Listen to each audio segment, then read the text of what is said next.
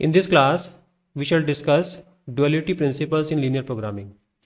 इससे पहले वाली क्लास में हमने किसी भी लीनियर प्रोग्रामिंग का ड्यूल कैसे लिखना है ये हमने सीखा था, और वहाँ हमने डिस्कस किया था कि ड्यूल लिखने का जो मेन पर्पज़ है वो पर्पज़ है कि जब आपके पास में किसी लीनियर प्रोग्रामिंग में number of constants, number of decision variable से ज़्यादा हो, then it is very difficult to solve the given linear programming problem directly. In such case, we find the dual of the linear programming problem, और उस dual को solve करने के बाद में जो ऑप्टिमल सॉल्यूशन है ड्यूल का, उससे हम गिवन लीनियर प्रोग्रामिंग प्रॉब्लम का सॉल्यूशन फाइंड कर लेते हैं। तो इस क्लास में हम यही सीखेंगे कि किसी भी लीनियर प्रोग्रामिंग प्रॉब्लम का ड्यूल लिखने के बाद में, उसको सॉल्व करने के बाद में, how to find the solution of the primal. तो जो ओरिजिनल प्रॉब्लम है उसको हम प्राइमल बोलते हैं, और दूसरी जो प्रॉब्लम है उसको हम बोलते हैं ड्यूल। सो ड्यूल को सॉल्व करके हम किस तरह से प्राइमल का सॉल्यूशन फाइंड करते हैं ये हम इस क्लास में देखेंगे। So let's begin. So first we see uses of dual. तो कुछ यूजेस मैंने यहाँ पर लिस्ट किए हैं। वैसे बहुत सारे यूज़ होते हैं, बट मेन जो यूज़ है वो है it reduces the computational labour in simplex table if the given LPP called primal, जो हमको ओरिजिनल प्रॉब्लम दी होती है उसको हम प्राइमल बोलते हैं, has large number of constants then the number of decision variables. We shall see, एक problem हम लेंगे जिसमें लार्ज नंबर ऑफ कॉन्स्टेंट्स होंगे और डिसीजन वेरिएबल्स 3 होंगे, एंड देयर वी शैल सी कि जो सिंप्लेक्स टेबल है उसको सेटअप करने में और उसमें कंप्यूटेशन करने में कितनी डिफिकल्टी आती है। तो सेकंड जो एप्लीकेशन है वो है post optimality analysis and sensitivity analysis. तो पोस्ट ऑप्टिमिलिटी एनालिसिस में हम ये देखते हैं कि एक बार सॉल्यूशन आ जाने के बाद में अगर कॉन्स्टेंट्स में कुछ चेंज आता है, कुछ कांस्टेंट हम ऐड करते हैं, कुछ हटाते हैं, या आरएचएस ऑफ द कांस्टेंट उसमें कुछ चेंज आ रहा है, या ऑब्जेक्टिव फंक्शन के कोएफिशिएंट्स में कुछ चेंज आ रहा है, तो जो सॉल्यूशन है उसमें कितना चेंज आता है। तो इसको हम बोलते हैं post optimality analysis and sensitivity analysis. And the third use is to solve an LPP in which the initial solution is not feasible.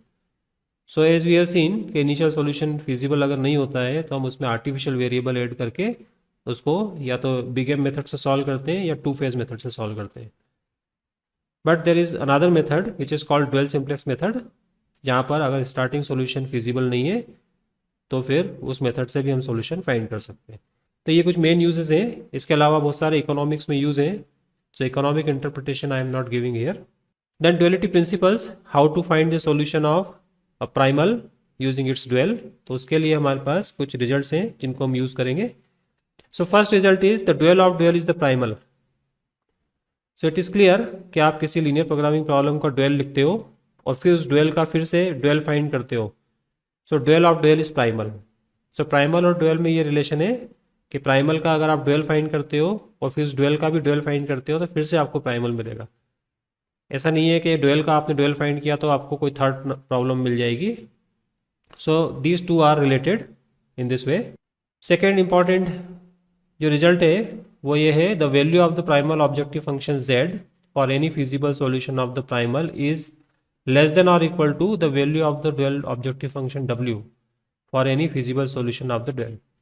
सो इसका मीनिंग ये है कि आपको जब भी कोई सॉल्यूशन मिलता है, प्राइमल को आप सॉल्व करते हो और उसका जो भी सॉल्यूशन मिलता है किसी स्टेज पर फिजिबल सॉल्यूशन, तो उस फिजिबल सॉल्यूशन की जो वैल्यू है, ऑब्जेक्टिव फंक्शन की जो वैल्यू है, वो वैल्यू करस्पॉन्डिंग ड्यूल के ऑब्जेक्टिव फंक्शन की वैल्यू से हमेशा कम होगी। सो ये आप हम देखेंगे आगे एग्जांपल में कि z की वैल्यू हमेशा w की वैल्यू से कम आती है और ultimately they become equal at the optimal solution. Then third result is if any one of the primal और dual has an unbounded solution then the other has no feasible solution. So अगर आपने primal solve कर रहे हो आप, और primal solve करते हुए आपको किसी स्टेज पर जाकर मालूम पड़ा कि ये प्राइमल का सॉल्यूशन अनबाउंडेड है, सो इसका जो ड्यूल है उसका सॉल्यूशन इनफिजिबल हो जाएगा।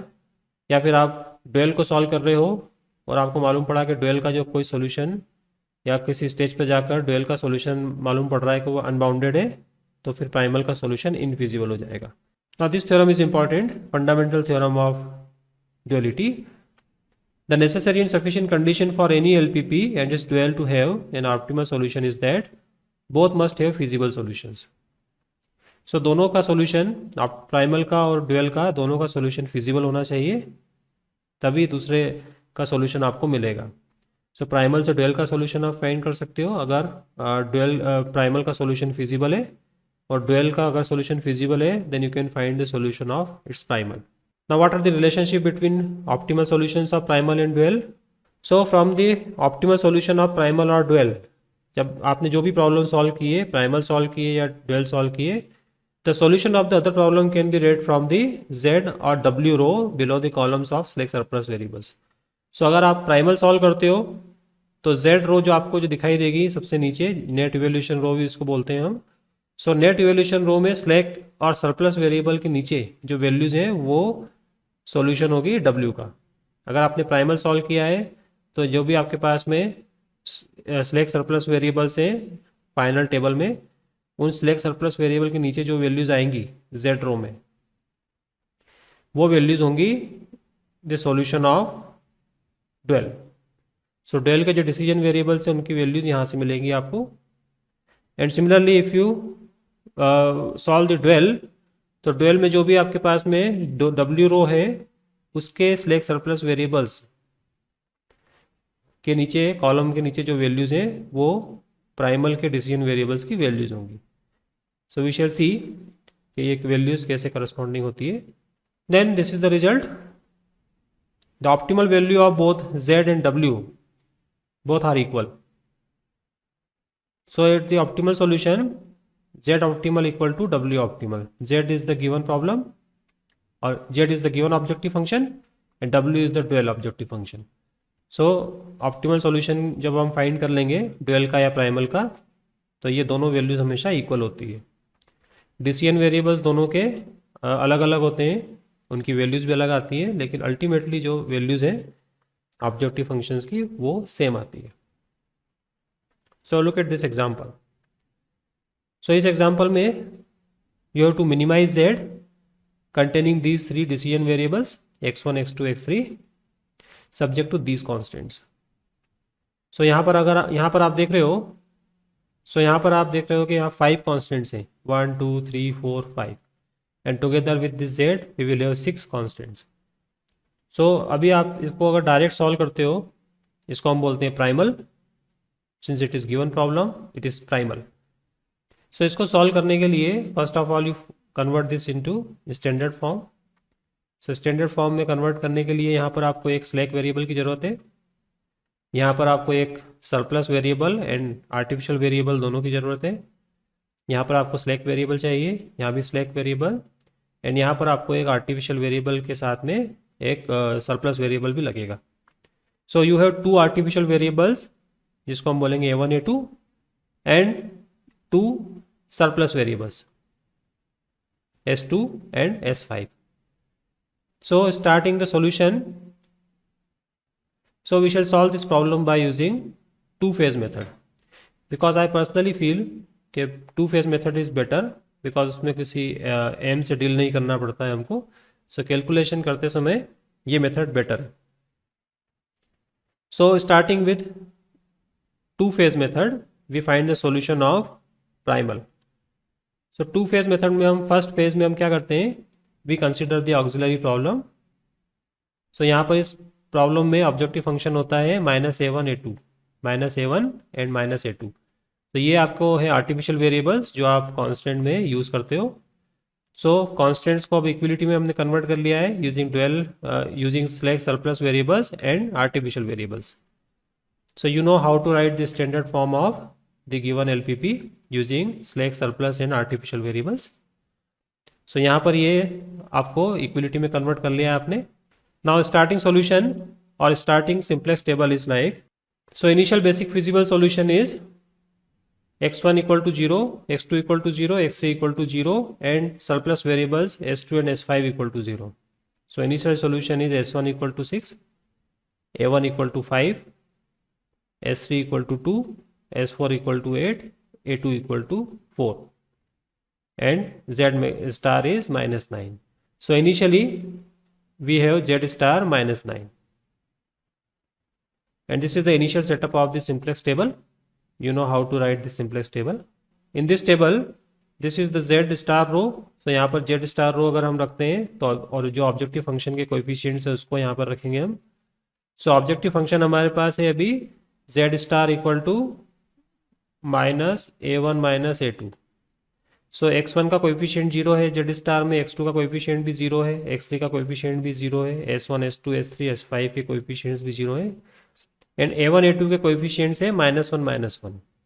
सो जेड स्टार को भी हम हम इस तरह से इक्वेशन की फॉर्म में लिखते हैं इक्वल टू 0। सो ये जो कोएफिशिएंट्स हैं यहाँ पर S1 का कोएफिशिएंट 0, सॉरी x1 का कोएफिशिएंट 0, x2 का coefficient 0 up to S5 coefficient 0। So इस इक्वेशन के अंदर सारे कोएफिशिएंट्स 0 हैं accept coefficients of A1 A2। सो हमने इसको यहाँ लिख दिया इक्वेशन को। सो इन इक्वेशन के साथ कंसिस्टेंट इक्वेशन बनाकर हमने जेड स्टार को भी लिख दिया है coefficients. Now we see that this is the solution column. तो सॉल्यूशन में अभी यहाँ जेड स्टार 0 दिखाई दे रहा है, जबकि जेड स्टार है -9। सो पहले हमको इस वाली रो को, जेड स्टार रो को कंसिस्टेंट बनाना पड़ेगा। This is not consistent with the table. So इस टेबल के साथ कंसिस्टेंट बनाने के लिए हमको यहाँ पर -9 चाहिए।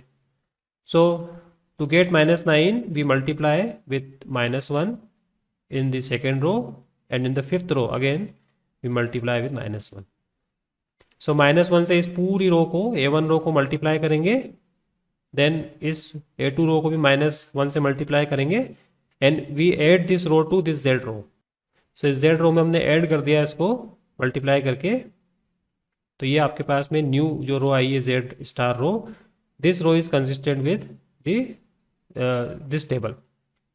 सो इस टेबल के साथ में कंसिस्टेंट है ये वाली row. So we have to use this Z star row. So this solution is not optimal because of this minus values और negative values.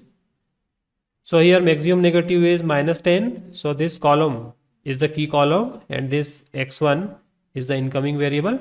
Now to decide outgoing variable, इनमें से कोई एक outgoing होगा, we find the positive ratio. So we divide this column B by elements of this key column. We do not divide by negative values, so avoid this. 2 by -2, avoid this value. And we see that the minimum positive ratio is 4 by 9. So this A2 will be outgoing and x1 will be incoming. So in the next step, x1 will be here and A2 will be out. And in the next row, in the next table, we divide this row by the key element 9. So जब 9 से divide करेंगे इस पूरी रो को next table में, then we will get 1 here, then 5 by 9, then -2 by 9, -1 by 9 and 4 by 9. And using this 1, we make all other entries 0 in this column. So ये चीज़ आपको पता है how to proceed with this simplex table. So I am not going to explain the method here. So second जो table है वो इस तरह से बनेगी. So इस सेकेंड टेबल के अंदर अगेन मैक्सिमम नेगेटिव आपको दिखाई दे रहा है -65 by 9. सो -65 by 9 के कारण ये x3 जो है वो इनकमिंग वेरिएबल हो गया. ये की कॉलम है, की कॉलम के एलिमेंट से इस कॉलम बी के एलिमेंट्स को डिवाइड लगाया हमने. So minimum positive ratio this time is 41 by 65. And also यहाँ से A2 रिमूव हो गया था, इसलिए हमने A2 वाला कॉलम भी डिलीट कर दिया है. सो जब भी आपके पास में आर्टिफिशियल वेरिएबल रिमूव होता है बेसिस से, you remove that column. Now again here minimum positive ratio is 41 by 65. So outgoing variable is A2 and incoming variable is x3. So next table में x3 यहाँ पर आएगा और ये A1 गायब हो जाएगा यहाँ से, एंड A1 वाला कॉलम भी हम डिलीट कर देंगे. एंड अगेन आपको क्या करना है, इसको की एलिमेंट से डिवाइड लगाना है. सो की एलिमेंट से इस पूरी रो के एलिमेंट्स को डिवाइड लगाएंगे. सो नेक्स्ट जो टेबल है, this table is this. So next table is this, and we see that when we find Z star, that means जो की कॉलम का जो that means ये जो की एलिमेंट है 1, इसको लेकर हमने इस पूरे कॉलम में 0 कर दिए एलिमेंट्स, दूसरे सारे एलिमेंट्स. सो अब जो आपके पास में टेबल आ रही है उसमें you can see Z star is 0, therefore this solution is optimal. सो इस वाली रो के अंदर जब तक नेगेटिव वैल्यू आएगी तब तक सॉल्यूशन ऑप्टिमल नहीं होगा. सो अभी यहाँ पर कोई नेगेटिव वैल्यू नहीं है, that means solution is optimal. So ये फर्स्ट फेज का सॉल्यूशन कंप्लीट हो गया। सो फर्स्ट फेज में जो सॉल्यूशन आ रहा है वो आ रहा है S1 equal to 47/13, X3 equal to 41/65, S3 equal to 493/65, S4 equal to 122/65, X1 equal to 38/65 and Z star is 0। तो Z स्टार 0 क्यों आ रहा है यहाँ पर? क्योंकि आपके पास में Z स्टार की वैल्यू है ऑक्सिलरी प्रॉब्लम की -A1 -A2। सो A1 A2 यहाँ पर नहीं है बेसिस में, इसलिए A1 की वैल्यू 0 है, A2 की वैल्यू भी 0 है। सो ये सॉल्यूशन कंप्लीट हुआ फेज़ 1 में, और फेज़ 1 में ये जो सॉल्यूशन आ रहा है इस सॉल्यूशन को हम यूज़ करेंगे फेज़ 2 में with this Z star replaced by, जो Z स्टार रो है उसको हम रिप्लेस करेंगे ओरिजिनल ऑब्जेक्टिव फंक्शन की रो से। सो ओरिजिनल ऑब्जेक्टिव फंक्शन जो भी है वो उससे हम इसको रिप्लेस कर देंगे। So now consider phase 2। Phase 2 में हम ओरिजिनल ऑब्जेक्टिव फंक्शन हमारा है Z star which is maximization of -Z, then 5x1 minus 4x2 plus 9x3 and so on. So here there is no artificial variable, क्योंकि artificial variable हमने remove कर दिए हैं। So initially जो solution आ रहा है फेज 2 में वो है x1 इक्वल टू 38/65, जो यहाँ दिखाई दे रहा है आपको 38/65, x2 क्योंकि यहाँ पर x2 नहीं है इसलिए 0, x3 equal to 41/65, so x3 equal to 41/65, Z star 43/5। So जब यहाँ पर ओरिजिनल Z हम यूज़ करेंगे तो यहाँ पर आपको 0 दिखाई दे रहा है, बट Z स्टार अभी 43/5 है, इसलिए यहाँ भी हमको एडजस्टमेंट करना पड़ेगा। सो इस Z स्टार रो को कंसिस्टेंट बनाने के लिए हमको यहाँ चाहिए 43/5। सो x3 रो में, जहाँ भी x3 आपको दिखाई दे रहा है उस पर्टिकुलर रो में x3 का कोएफिशिएंट ऑब्जेक्टिव फंक्शन में जो है उससे मल्टीप्लाई करेंगे हम। ओके, सो यहाँ पर 9 से मल्टीप्लाई करेंगे हम, और x1 में जो का जो कोएफिशिएंट है ऑब्जेक्टिव फंक्शन में 5, उससे यहाँ मल्टीप्लाई करेंगे। So when we add these two rows x3 row and x1 row multiplied by 9 and 5 respectively to Z star row, we get this 43/5। ये हम बाद में फाइंड करते हैं पॉजिटिव रेशो, पहले हम इस रो को एडजस्ट कर लेते हैं। तो ये रो एडजस्ट होने के बाद में Z स्टार रो आपके पास में आती है, and you see this is not optimal solution because maximum negative आपके पास प्रेजेंट है -7/5। So this is the key column and this is incoming variable, and outgoing variable आप देखोगे तो ये है 61/31। So as usual incoming and outgoing variable जो find करते हैं हम सिंप्लेक्स टेबल में, उसी तरह से फाइंड कर लेंगे। सो नेक्स्ट जो टेबल है उसमें S2 will be here and S4 will be replaced bye S2। So next table में S4 को हम रिप्लेस कर देंगे S2 से, और इन रोज को कैसे मॉडिफाई करना है you already know. So next simplex table is this, and again we see that here maximum negative is this. So again x2 is incoming and x1 is outgoing. So इस table को भी आपको पता है कैसे बनाना है, इनकमिंग आउटगोइंग। सो इसके बाद जो मॉडिफाइड टेबल आती है सिंप्लेक्स टेबल नेक्स्ट स्टेज में, this is the simplex table, and again it is not optimal because of this -1/8। सो -1/8 वाला जो कॉलम है ये हो गया आपका की कॉलम, और इससे डिवाइड लगाएंगे हम की कॉलम के एलिमेंट से b को, then this is the minimum positive ratio, all other are negative, this is minimum positive. So S3 will be outgoing and S5 will be incoming. So next step में S3 will be replaced by S5। So this is the final table. Here we see that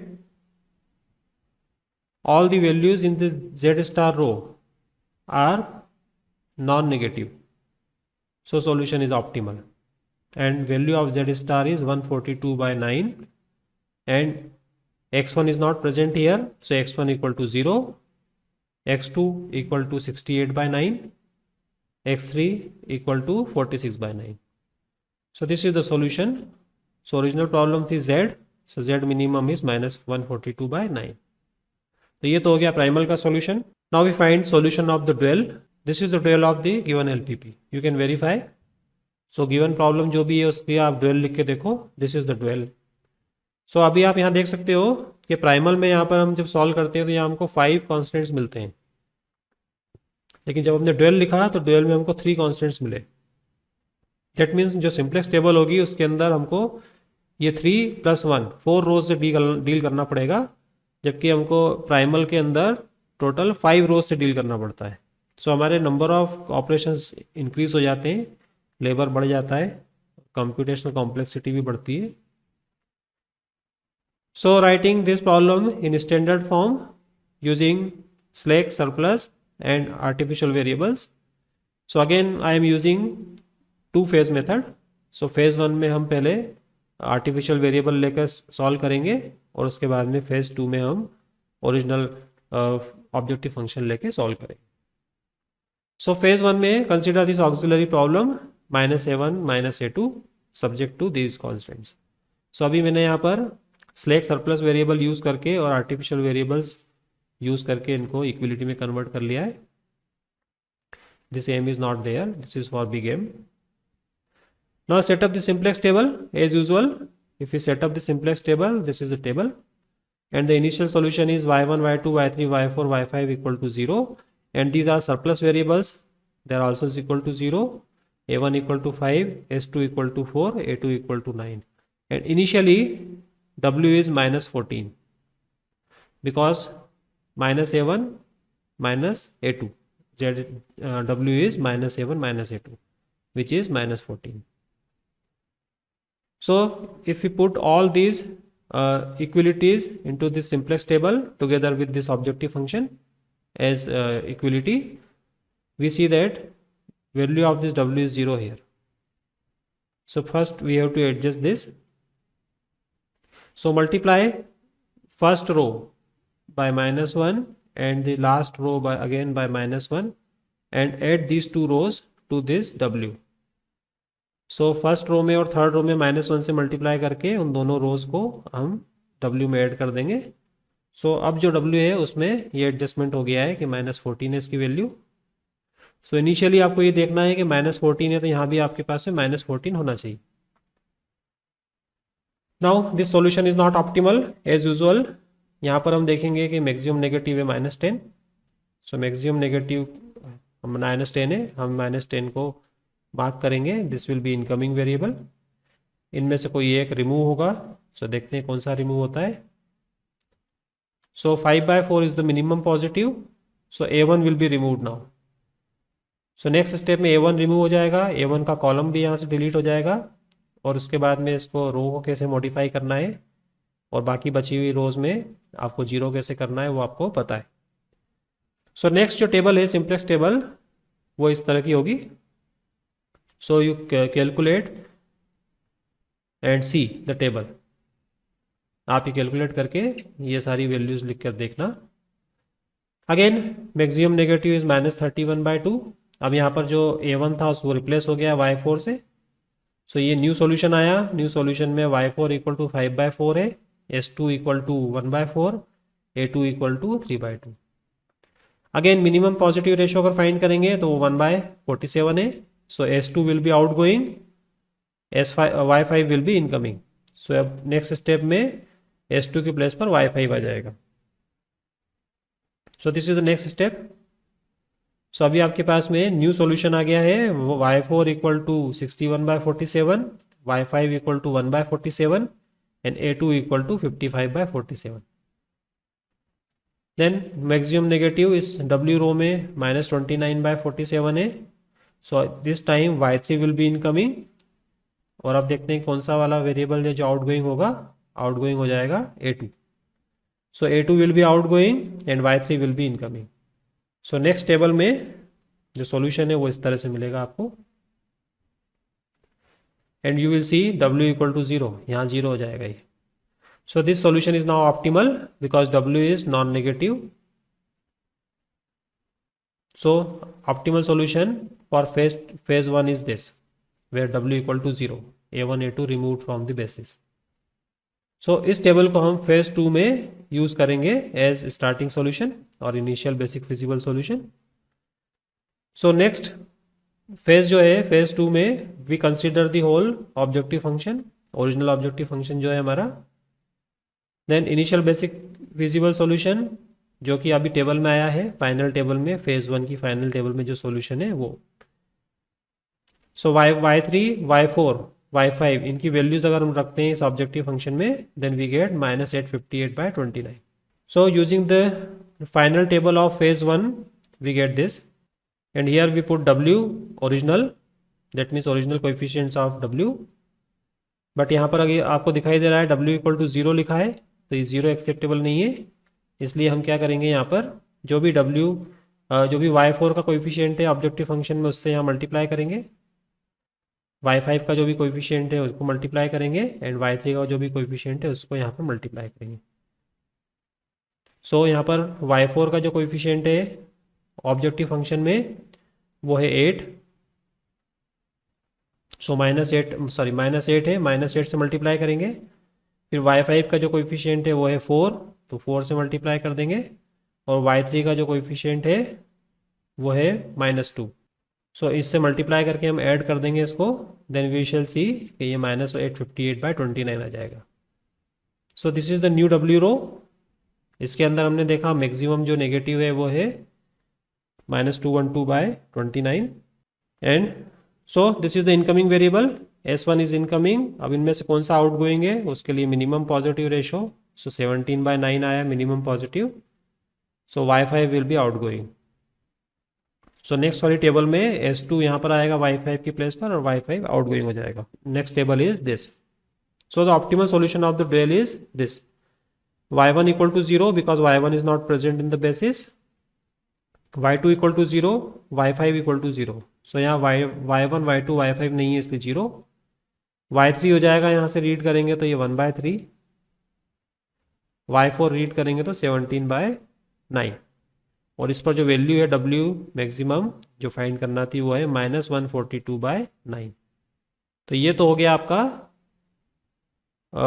solution of dual. Solution of dual है जो हमने read कर लिया. अब इस solution से primal का सॉल्यूशन कैसे हम रीड करेंगे, तो प्राइमल का सॉल्यूशन रीड करने के लिए जो आपको करना है वो है कि यहाँ पर S1 के नीचे आपको देखना है, तो ये जो प्राइमल का फर्स्ट वेरिएबल है x1 उसकी वैल्यू है ये जो 0 दिखाई दे रहा है. सो x1 इक्वल टू 0. और ये जो S2 के नीचे दिखाई दे रहा है this is value of x2 68/9 and x3 46/9. ये वैल्यू जो है 46/9 है. तो ये प्राइमल के सॉल्यूशन में आप चेक कर सकते हो, we have got these values and this is the value of the objective function. So primal के ऑब्जेक्टिव फंक्शन की वैल्यू ये आ रही है, आप चेक कर सकते हो. सो ड्यूल का जो सॉल्यूशन है फाइनल सॉल्यूशन, उसमें स्लैक सरप्लस वेरिएबल के नीचे जो वैल्यूज लिखी हुई है वो डिसीजन वेरिएबल्स की वैल्यूज हैं प्राइमल के. सो यहाँ से x1, x2, x3 और आगे स्लैक सरप्लस हो तो उनको रीड कर लेंगे. And also you can verify कि ये जो वैल्यूज हैं ये प्राइमल के स्लैक सरप्लस की वैल्यूज हैं. y1 के नीचे फर्स्ट स्लैक या सरप्लस वेरिएबल जो था उसकी वैल्यू है, आप चेक कर सकते हैं. वहाँ पर टेबल में आपको S1 इक्वल टू 76/9 मिल रहा होगा. ये S2 की वैल्यू है, आप वहाँ से चेक कर सकते हो. प्राइमल का जो फाइनल सोल्यूशन है ऑप्टिमल सोल्यूशन वहाँ S2 इक्वल टू 61 है, S3 equal to 0, S4 equal to 0, this is S5 equal to 212/29. So go to the table of primal final table, तो उससे आपको यहाँ पर सिलेक्ट सरप्लस वेरिएबल्स की वैल्यूज हैं ये, और ये डिसीजन वेरिएबल्स की वैल्यूज हैं. We make the observations from the solutions of primal dual. So ये आपको मिला है solution of the primal. So primal के सॉल्यूशन से अगर आप चेक करो तो ड्यूल का सॉल्यूशन आपको मिलेगा यहाँ से. यहाँ S1 के नीचे है 0, सो ये हो गया आपका y1 इक्वल टू 0 जो ड्यूल का वेरिएबल है, dual variable y1 equal to 0. Similarly y2 equal to 0 and y3 equal to 1/3. ये आप चेक कर सकते हो जो अभी ड्यूल का सॉल्यूशन हमने फाइंड किया. सो y3 इक्वल टू 1/3 है. y4 इक्वल टू 17/9 ये भी आप चेक कर सकते हो अभी. And y5 equal to 0. So primal के सॉल्यूशन से हम ड्यूल का सॉल्यूशन इस तरह से रीड करेंगे कि सिलेक्ट सरप्लस वेरिएबल के नीचे जो वैल्यूज हैं वो ड्यूल वेरिएबल्स की वैल्यूज हैं. सिमिलरली यहाँ पर जो डिसीजन वेरिएबल्स हैं उनके नीचे जो वैल्यूज लिखी हुई है वो स्लैक एंड सरप्लस वेरिएबल्स की वैल्यूज हैं ड्यूल के. सो यहाँ पर ये आपको दिखाई देगा S1 इक्वल टू 17/9, जो डुअल में आपके पास में सिलेक्ट सरप्लस वेरिएबल S1 है उसकी value S2 and S3. So you can verify from the dual table, you can verify from the optimal solution of the dual कि S1 इक्वल टू 17/9 है, S2 0 है, S3 0 है, and Y1 0, Y2 0, Y3 equal to 1/3, Y4 equal to 17/9, Y5 equal to 0. So this is how you can find solution of the dual from the primal. So the optimal solution is this, and the select surplus variables in the primal वो आपको दिखाई दे रहे हैं यहाँ S1 equal to 76/9, X3 S5 equal to 212/9, S2 equal to 61. So ये solution हमने read किया है from the solution of the primal, और डुअल का सॉल्यूशन यहाँ पर हम रीड करेंगे. सो डुअल का सॉल्यूशन रीड करने के लिए we look at the select surplus columns. उनके नीचे आप जो वैल्यू लिखी हुई है वो वैल्यूज हैं values of dual decision variables. So S1 के नीचे है Y1 0, Y2 0, Y3 equal to 1/3, Y4 equal to 17/9, Y5 equal to 0. The select and surplus variables in the dual, so उनकी वैल्यूज आपको ये मिलेंगी. ये वैल्यू है 17/9 जो सिलेक्ट सरप्लस वेरिएबल है डुअल में उसकी, ये S2 की वैल्यू, ये S3 की वैल्यू है. आप वेरीफाई कर सकते हो. तो ये टेबल है आपके पास में final solution of the dual. उसमें आपको दिखाई दे रहा है कि यहाँ पर Y1 Y2 Y3 Y5 0 है, Y3 equal to 1/3, Y4 equal to 17/9, और इसमें सिलेक्ट सरप्लस वेरिएबल्स की वैल्यूज हैं डुअल के S1 equal to 17/9, S2 S3 equal to 0, क्योंकि यहाँ S2 S3 नहीं है. और इस टेबल से आपको अगर प्राइमल का सॉल्यूशन चाहिए तो S1 के नीचे देखो, ये हो गया X1 इक्वल टू 0, ये हो गया X2 इक्वल टू 68/9, ये हो गया X3 इक्वल टू 46/9. और अगर आपको प्राइमल के सिलेक्ट सरप्लस वेरिएबल्स की वैल्यू चाहिए तो यहाँ देखो. सो प्राइमल के सिलेक्ट सरप्लस की वैल्यू यहाँ से मिलेगी. S1 equal to 76/9, S2 equal to 61, S3 equal to 0, S4 equal to 0, and S5 equal to 212/9. सो अब ये जो टेबल लिखी थी हमने इसके पहले, उसमें आप ये वेरीफाई कर सकते हैं. So this is how you can find solution of primal using solution of dual. So this was the discussion about the relationship between the solutions of primal and dual. So आपको जो भी feasible लगता है, primal solve करना feasible है तो primal solve कर लो. Dual अगर आपको लगता है फिजिबल है सॉल्व करना तो आप डुअल को सॉल्व कर लो, और सॉल्यूशन कैसे रीड करना है ये हमने डिस्कस कर लिया. So I hope you understood. Thank you very much.